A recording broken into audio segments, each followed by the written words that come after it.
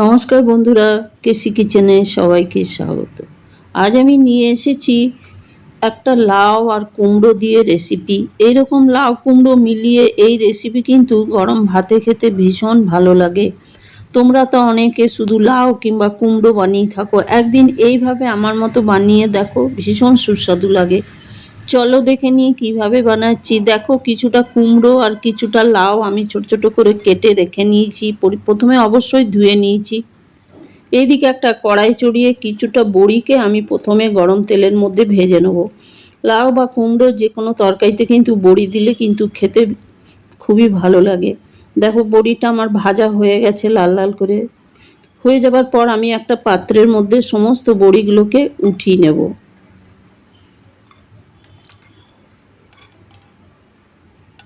এইবার ওই কড়াইটার মধ্যেই যে তেল আছে সেটার মধ্যে আমি হাফ চামচ কালো জিরে ফোড়ন দিয়ে দিলাম। কালো জিরে ফোড়ন দিয়ে দেওয়ার পরে একটা ছোট সাইজের আলুকে আমি ছোট করে কেটে রেখেছি, সেই আলুটা আমি প্রথমে দিয়ে দিলাম কালো জিরে ফোড়নের মধ্যে। দিয়ে দেওয়ার পরে আলুটা বেশ ভালো করে একটু ভেজে নিতে হবে, কারণ কি লাউ আর কুমড়ো সেদ্ধ খুব সহজেই হয়ে যায় আর আলুটা একটু সময় নেয়, সেই জন্য প্রথমেই আমি আলুটা দিয়েছি। এরপর আমি কিছুটা আদা বাটা দিয়ে দিলাম। দিয়ে দেওয়ার পর পরিমাণ মতো নুন দিয়ে দিলাম। যতটা আমার কুমড়ো বা লাউ আছে সেই আন্দাজ করেই নুনটা দিয়েছি। এরপর আমি 1 চামচের মতো হলুদ দিয়ে দিলাম। হলুদটা দিয়ে দেওয়ার পরে বেশ ভালো করে কিন্তু এটাকে প্রথমে আমি একটু ভেজে নেব।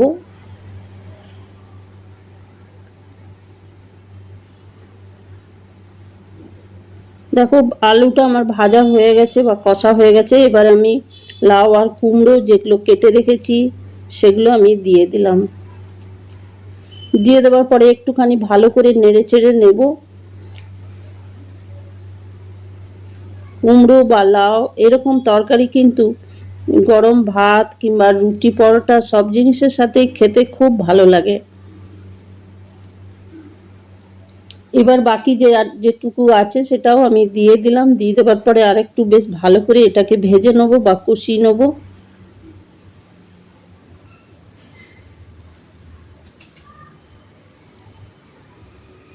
এবার আমি হাফ চামচের মতো এটার মধ্যে জিরে গুঁড়ো দিলাম। খুব কম তেল মশলা দিয়েই মোটামুটি এই রান্নাটা আমি করব।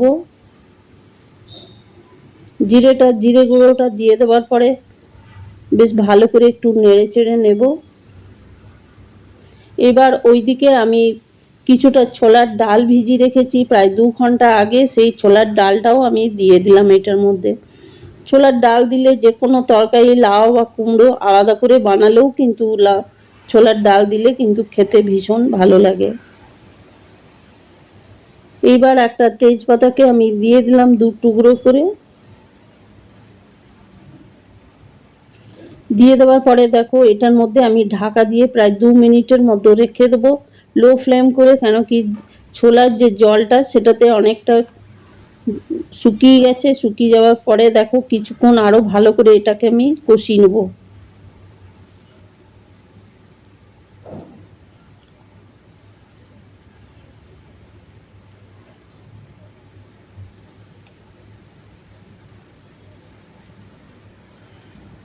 এরপর কষানো হয়ে গেছে, প্রায় আমি 1 মিনিটের মতো এটাকে কষিয়ে নিলাম। কষিয়ে নেবার পরে আরও কিছুটা জল দিয়ে 1-1.5 কাপের মতো জল দিয়ে আমি 3-4 মিনিটের মতো ঢাকা দিয়ে লো ফ্লেম করে রেখে দিয়েছিলাম, কেন কি ছোলার ডালটা আছে সেটাও সেদ্ধ হতে একটু সময় নেবে।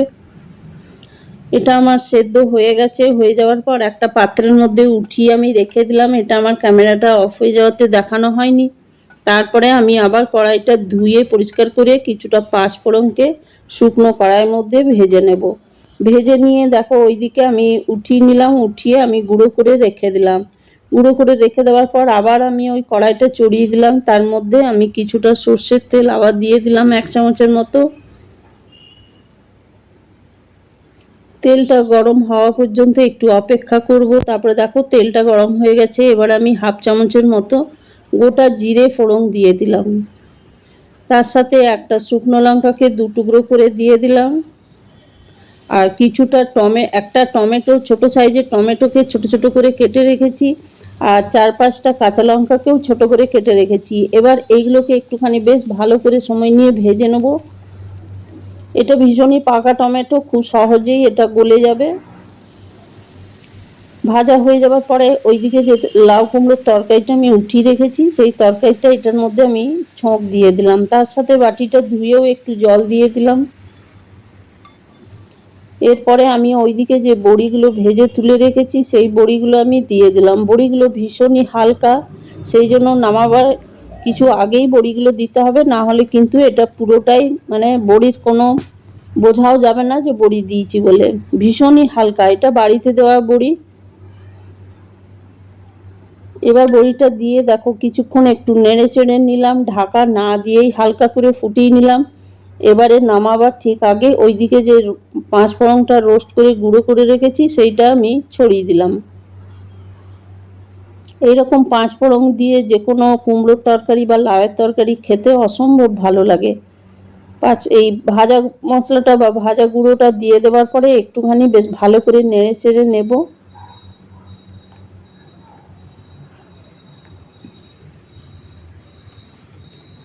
যেহেতু হালকা এটার মধ্যে তরকারিটার মধ্যে হালকা জল আছে, সেই জন্য একটুখানি আমি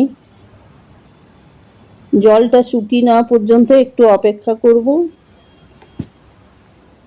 আর একটুখানি এই কুমড়ো বা লাউ বা আলু এটাকে একটুখানি ভালো করে ম্যাশ করে দিলাম। তরকারিটা আমার হয়ে গেছে। হয়ে যাওয়ার পরে আমি গ্যাসটা বন্ধ করে দিলাম। গ্যাসটা বন্ধ করে দেওয়ার পরে দুটো কাঁচা লঙ্কা দিয়ে আমি ঢাকা দিয়ে রেখে দিলাম, কেন কি এই চিড়ে দিয়েছে কাঁচা লঙ্কাগুলো। ঢাকা দিয়ে কিছুক্ষণ রেখে দেওয়ার পরে দেখো ঢাকা খুলে আমি এটাকে দেখাচ্ছি কত সুন্দর আর কত লোভনীয় তরকারিটা আমার হয়েছে। আমার রেসিপি যদি তোমাদের ভালো লেগে থাকে তো লাইক শেয়ার ও কমেন্ট অতি অবশ্যই করে দিও। নূতন বন্ধুদের সাবস্ক্রাইব করার অনুরোধ রইল। এরকম তরকারি কিন্তু তোমরাও গরম গরম একদিন আমার মতো বানাও, বানিয়ে দেখো, অসম্ভব খেতে ভালো লাগবে। দেখো এটা আমি উঠিয়ে একটা পাত্রের মধ্যে উঠিয়ে নিলাম।